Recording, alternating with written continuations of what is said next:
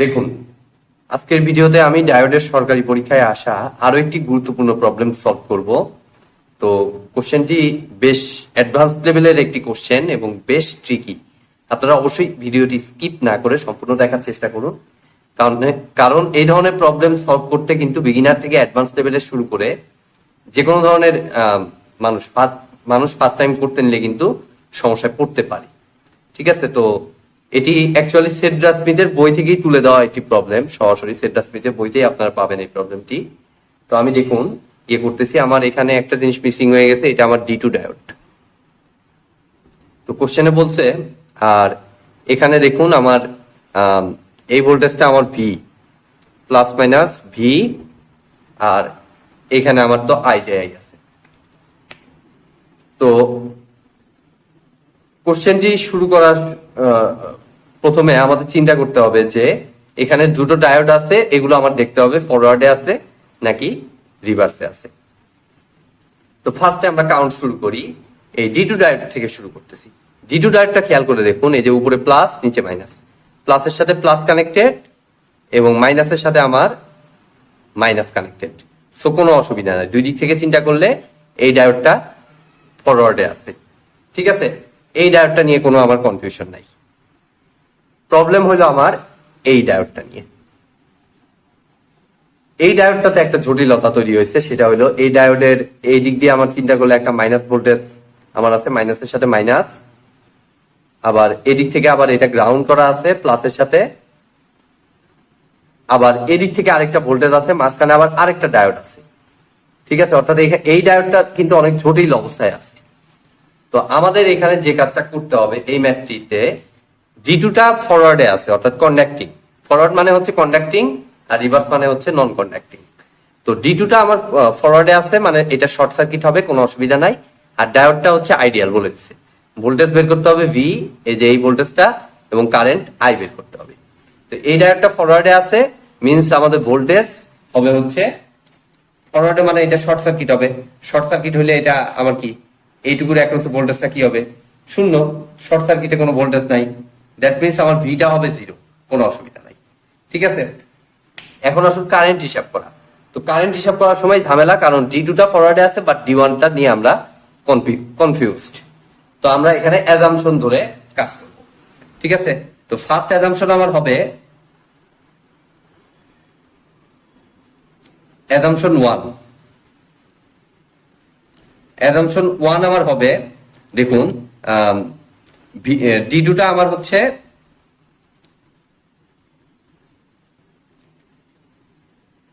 D2 forward bias, মানে on মনে করলাম আমরা। D2 অন, সাথে D1 কেও আমরা অন মনে করলাম। দুইটা অ্যাজাম্পশন আমাদের পক্ষে পসিবল। D2টা তো অলওয়েজ অন, আর দুইটা অ্যাজাম্পশন পসিবল, একটা হচ্ছে D1 অন আর একটা হচ্ছে D1 অফ। দুইটার মধ্যে যে কোনো একটা তো হবেই। তো আমরা প্রথমে D2 এবং D1 দুইটাকেই অন চিন্তা করলাম। তো D2 এবং D1 দুইটাই যদি অন হয়, অন মানে হচ্ছে ফরওয়ার্ড বায়াসড, দ্যাট মিনস আমার কি, এটা শর্ট সার্কিট হিসেবে কাজ করবে। দুটো ডায়োডই আমার শর্ট সার্কিট হয়ে যাবে। অর্থাৎ সার্কিটটাকে যদি আমি একটু ছোট করি, তাহলে দেখুন আমার এদিক দিয়ে এই ডায়োডটা শর্ট সার্কিট হয়ে আমার এদিক দিয়ে আবার এই ডায়োডটা শর্ট সার্কিট। এখানে আমার 5 কিলো ওহমের রেজিস্টর, এখানে আমার 10 ভোল্ট, এটা 10 কিলো ওহম, এটা -10। Fine, very easy. এবং এই প্রান্তটা দেখুন গ্রাউন্ড করা, মানে এই ভোল্টেজটা কিন্তু সরাসরি 0 হবে, এবং আমরা দেখেছিও এই ভোল্টেজটা 0ই আসে, এই যে V = 0। তাহলে এই ভোল্টেজটা কিন্তু আমার 0 ভোল্ট, মানে এটাও আমার 0 ভোল্ট। ঠিক আছে, তাহলে আমরা সিম্পলি ID2, এই কন্ডিশন অনুযায়ী ID2 পাচ্ছি, এই অ্যাজাম্পশন অনুযায়ী ID2 এর ভ্যালুটা পাচ্ছি, দেখুন 10 - 0 ডিভাইডেড বাই 5, অর্থাৎ 2 মিলি অ্যাম্পিয়ার। ঠিক আছে, এবং আমাদের এই কারেন্টটা আমরা বের করি। এই কারেন্টটাকে আমি কি মনে করব, আই প্রাইম মনে করলাম। তো আই প্রাইমের ভ্যালুটা আমার দেখুন আসতেছে 0 মাইনাস মাইনাস 10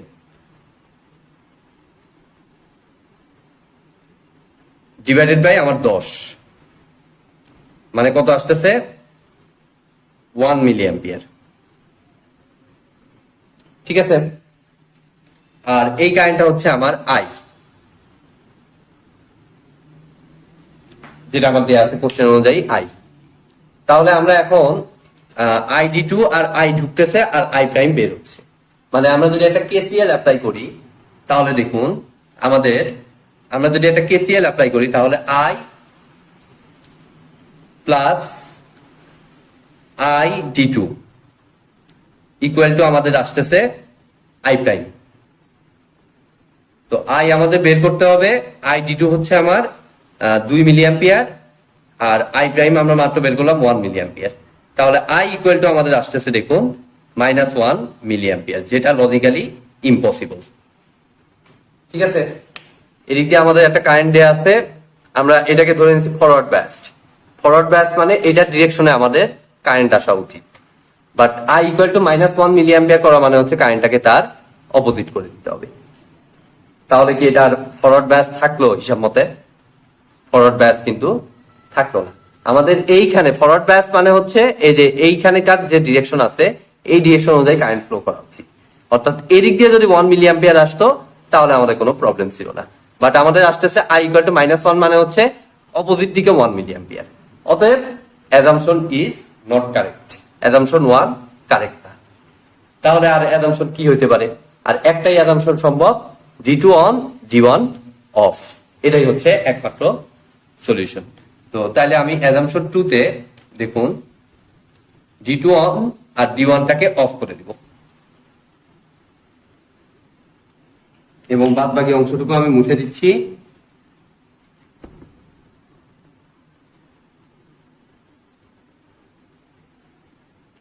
এবং এই সার্কিটটাতে এই ডায়োডের অংশটুকু অফ মানে রিভার্স বায়াসড, মানে এইটুকু ওপেন সার্কিট।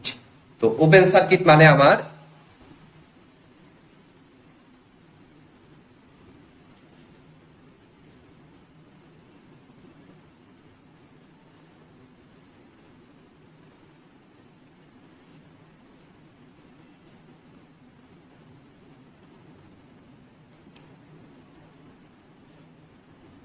ওপেন সার্কিট মানে হচ্ছে এই জায়গাটুকু আমার ওপেন করে দিচ্ছি দেখুন। ঠিক আছে, আমার এখানে কিন্তু এই জিনিসটা ধরা আমার ঠিক হয়নি, আমি প্রথমে ভি এর ভ্যালুটা বলতে পারি না। ঠিক আছে, আমি দেখুন এটা কেটে দিচ্ছি। আর ভিটা অ্যাকচুয়ালি হচ্ছে আমার এখান থেকে এই পর্যন্ত না, ভিটা অ্যাকচুয়ালি ছিল আমাদের এখান থেকে গ্রাউন্ডের রেসপেক্টে। ঠিক আছে, আমি আন্তরিকভাবে দুঃখিত, এই জায়গাটা আমার একটু মিস্টেক হয়েছিল। অতএব ভি এর ভ্যালু আমি 0 বলতে পারি না, ভি এর ভ্যালু এখন আমরা ক্যালকুলেট করবো অ্যাজাম্পশন 2 অনুযায়ী আমার ভি এর ভ্যালু কত আসে। ঠিক আছে, তো দেখুন এখন সিম্পলি আমাদের আই এর ভ্যালুটা আমার কিন্তু আসতেছে এই জায়গাটুকু ওপেন, মানে আমাদের আই এর ভ্যালু কিন্তু আসতেছে লজিক্যালি 0 মিলি অ্যাম্পিয়ার। ঠিক আছে,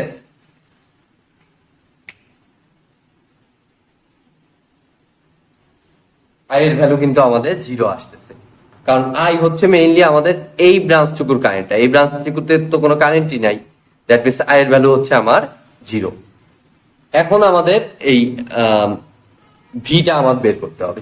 তো ভিটা আমার কি ছিল, এটা আর 0 নাই,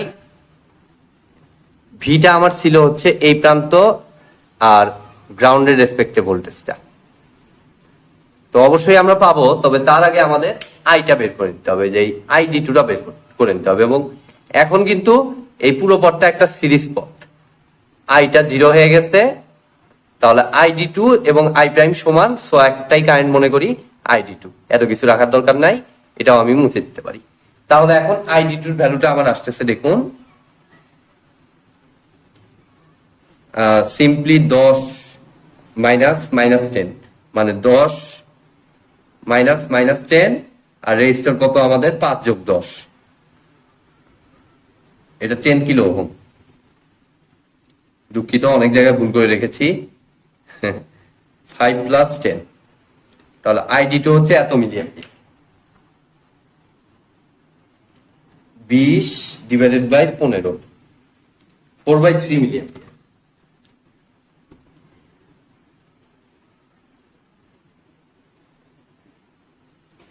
এখন আমাদের ভিটা হিসাব করতে হবে।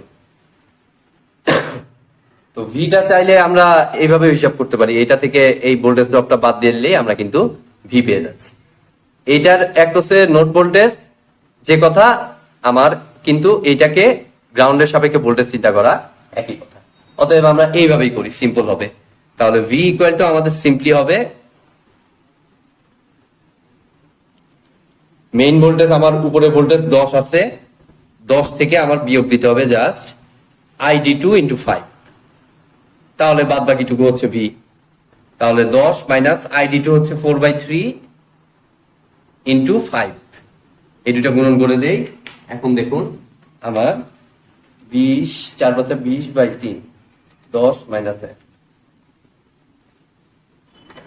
3.33 ভোল্ট। ভি এর ভ্যালুটা আমার আসতেছে 3.33 ভোল্ট এবং আই এর ভ্যালুটা আমার আসতেছে কিন্তু 0। তো এটা হলো আমার এই কোশ্চেনটি সঠিক সলিউশন। তো আশা করি আপনারা বুঝতে পেরেছেন। ভিডিওটি যদি ভালো লেগে থাকে অবশ্যই ভিডিওতে একটি লাইক দিবেন, বন্ধুদের সাথে বেশি বেশি শেয়ার করবেন, আর চ্যানেলে নতুন হয়ে থাকলে অবশ্যই চ্যানেলটি সাবস্ক্রাইব করবেন। ধন্যবাদ।